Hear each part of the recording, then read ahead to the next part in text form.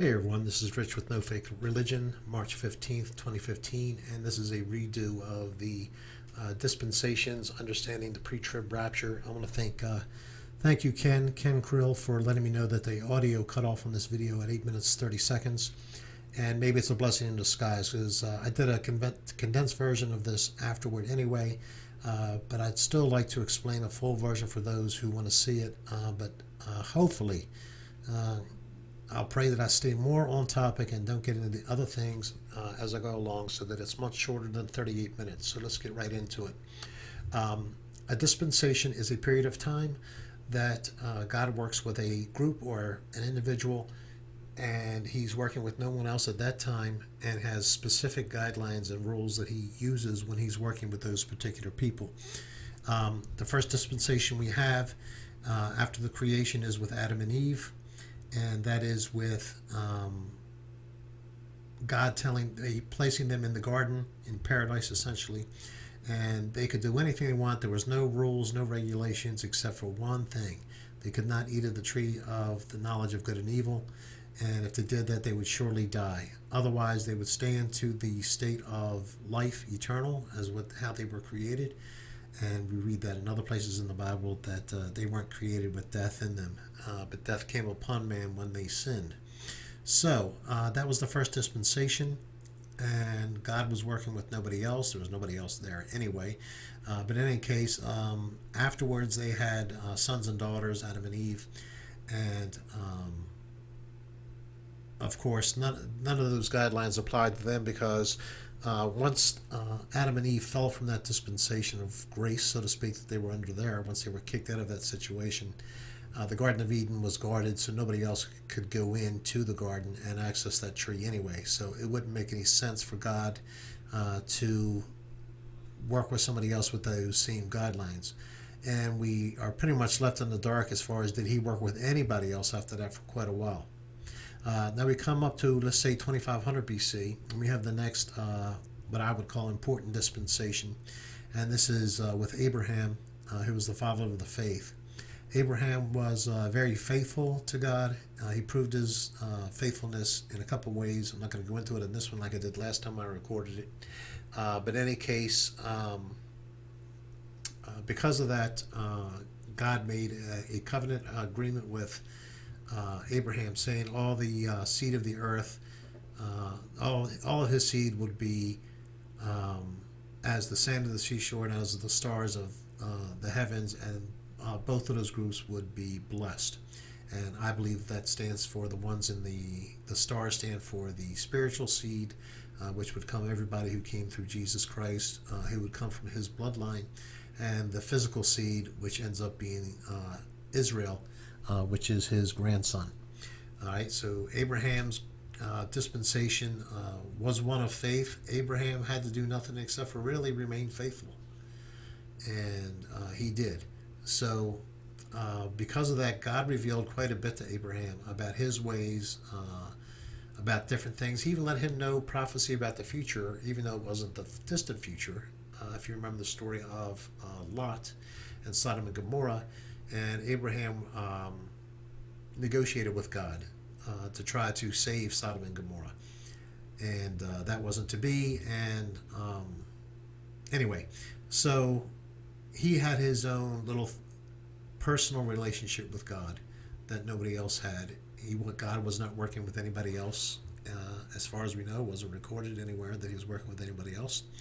But then here we come to the major one, the major dispensation, because this is the one that led to the dispensation after this of the time of the Gentiles. And from this point on, roughly, let's say 2000 BC onward, we have God making a covenant and a separate dispensation with Jacob, who became Israel.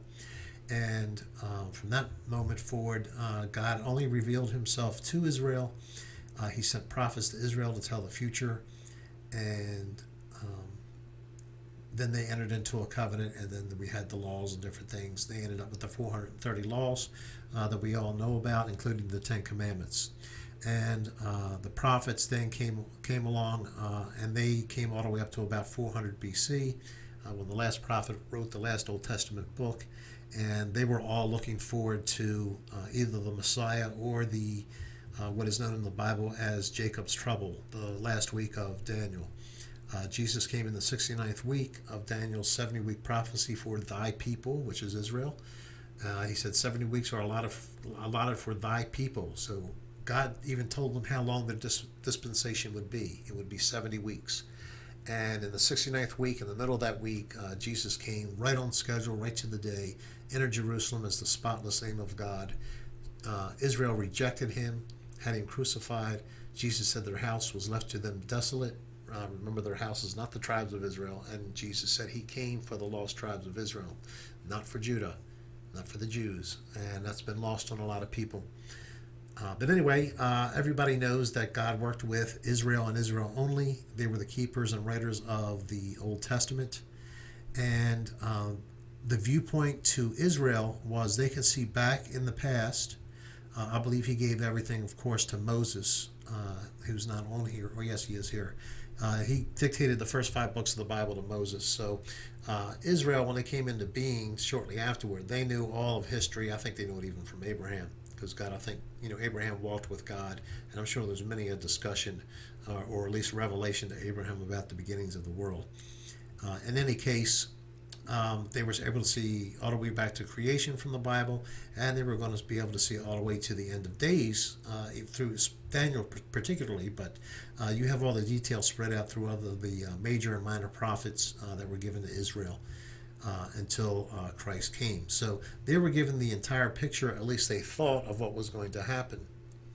What they had absolutely no clue with or about was that Israel would not be the only ones that God was going to work with forever. Now, they are still waiting on the Messiah. All right, they should have realized that the 69th week, anyway, when Daniel says Messiah shall come and be cut off in the midst of the week, they should realize that time period has passed. But in any case, they're waiting on the Messiah, and it's the same person that we as Christians believe is the Messiah. They just don't know it. And that's what I think Jesus meant by not only desolate, but they would be blinded. We're told by several different people in the New Testament that Israel would be blinded until the times of the Gentiles be fulfilled. And of course, that's New Testament doctrine. So they didn't even know about that. What's this doctrine of until the times of the Gentiles? They didn't see that in their past, present, or future given of the Bible. They think that their Messiah will come anytime now. They think it's after they set up the temple, and then the Messiah will come and restore the kingdom to Israel. Jesus will sit as King of Kings and Lord of Lords over all 12 tribes of Israel. He'll bring them all back, and then they will rule over the world. That's how Israel sees it. Now let's switch over to how God actually worked everything out. Okay, in this table what I've done is I've cut off Israel's timeline when Jesus said it was cut off. And that is after he was put in the grave, rose again, and then we had the first Pentecost after Jesus when the Holy Spirit was given, and that's when the church age was born. This blue line actually could be worked back there. But from the time that Jesus was cut off, as Daniel put it, there was no more revelation given to Judah. God stopped working with them. From the time, and that happened, of course, that coincided with Paul coming on the scene shortly afterwards, and then expounding on what was given to the Gentiles. He was told to go to the Gentiles, the other 12 who were the apostles of Jesus. Paul is given the title of apostleship, but the 12 that actually walked with Jesus when he was on the earth, they were told to go only to the lost 10 tribes of Israel. So other than the 10 tribes of Israel who were scattered among the Gentile nations, and they lost their identity, so to them they're Gentiles anyway, we have this what's called church age, or the age of the Gentiles. And that is found in several places in the New Testament Bible. Again, Israel does not see this, or the Jews don't see this. I need to be good with my terminology. So the Jews are blind to the Gentiles. This is also known as the dispensation of grace. All right, and to show that we are under the dispensation of grace with one set of rules, and the house of Israel is under the dispensation of grace with another set of rules. Please go see Galatians 2, 7, and 8 to show yourself and prove to yourself that there are two gospels, one to the circumcision, one to the uncircumcision, one to the Jew, one to the Gentile. Slightly different rules, and I'm emphasizing that because that's going to come up later with baptism and with a couple other things as well. All right, now here's the thing: we know that God will once again work with Israel, and so does Israel. They know they have left what's called Daniel's 70th week, and that's also known in the Bible as what's called Jacob's trouble. Jacob refers to the 12 tribes of Israel. It has nothing to do with the Gentiles. That is what the tribulation or the last week is all about. God working with Israel, not the church. All right, He works with the church until the fullness of the Gentiles comes in. Then we are told He goes back and works with Israel. We're actually told that in the New Testament. And because of that, because He's done with the Gentiles, it wouldn't make any sense at all for them to have to go through the tribulation period, because the tribulation is for the Gentiles only. I mean, for the Jews only, and for the house of Israel. It is not for the Gentiles who got saved during the grace age. And here's the other thing. After the tribulation period, and even during the tribulation period, this is where not only there is, this whole area is really God's wrath. There's people that try to say that the Great Tribulation is not God's wrath. And I've really searched that out. I'm going to do it one more time just so I got it down myself, because I think it's important to make sure I'm correct with this. But let's just say I'm extremely heavily leaning towards the fact that the Great Tribulation is God's wrath. And then, we read in the book of Revelation towards the end, it says the bowls are, in them is contained, is the wrath of God to the full, so to speak. That's the fulfillment of it, or the ending of God's wrath. But that doesn't just mean, we tend to read into that, I think, that the bowl judgments then are God's wrath, but the Great Tribulation is Satan's wrath. Now, we do know that Satan has, he's wroth, he's angry, because he knows he has such a short season. But I do believe it really is God working with Israel directly to bring them back through Jacob's trouble. So it's actually God's wrath on Israel for their transgressions. And through this, we're even taught by Jesus and in the New Testament that through this tribulation period, they will come back to see their God and know who He is. And then at that point, when they realize that, they're also going to have 144,000, they're going to have two witnesses specifically for them, they're going to realize that Jesus is the Messiah, and they will cry out to Him. And that's when Jesus said He would return to them. He said, "You won't see me again until you say, 'Blessed is He who comes in the name of the Lord.'" And that's different than what the Gentiles are told. They're not told that's when they're going to see they're not going to see the Lord until then. This whole period in blue, the Jews could not see into. They just simply couldn't see into it. We as Christians know it exists, and we also know that God is only working with the church right now. You have to realize, you have to be blind to think that Israel is still getting new revelation and God is working with them right now. He is not. Yes, He is protecting them no matter where they are. There was a prophecy that they would be scattered throughout the world, and they mostly still are. Yet He said, "Not one grain shall fall to the ground." He won't lose track of one of them. And He will bring them back in the latter days and gather them all back to Israel once again. And anyway, that's pretty much it. Now, we can see in the church age, and they should be able to see, but they even they reject, of course, any writings of John. But the book of John was written to the 10 tribes of Israel. And any Jew or Israeli, I should say, that reads that would realize that this is Jacob's trouble.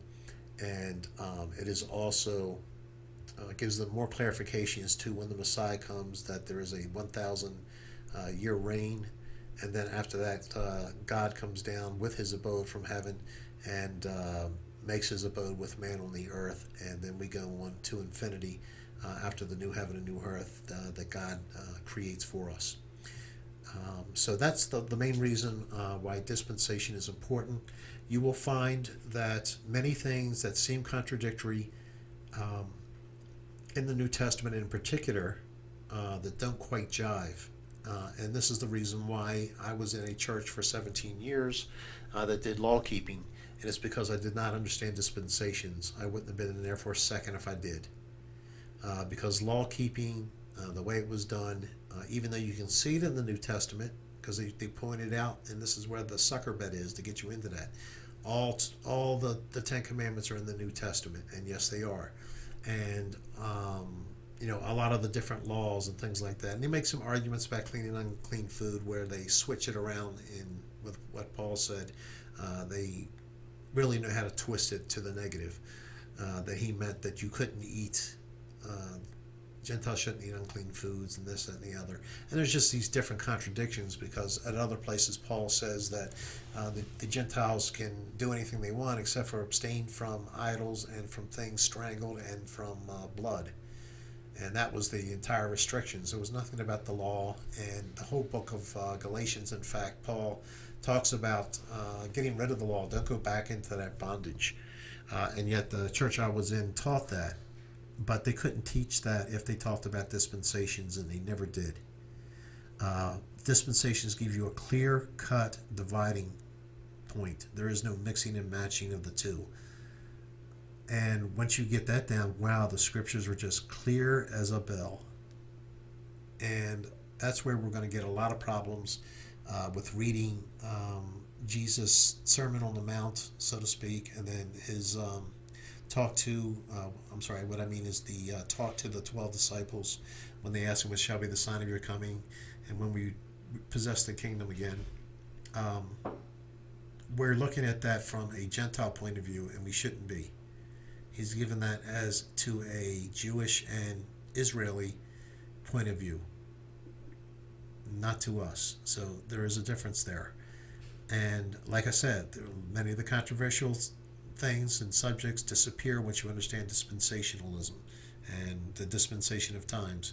And dispensation is a Bible word. It's in the books of Paul. And like I said, people don't want to go there with dispensation, but it's there. And yet they, the same people that say there's no such thing as a rapture because it's not in the Bible, that word rapture, they will still ignore dispensation. Why, I don't know, because they realize that a lot of their theories would fall apart with that. So I urge everybody to learn and prove to themselves, is there a dispensation of times? Are there two different gospels, or at least variations of one gospel, or not? So please prove it for yourself.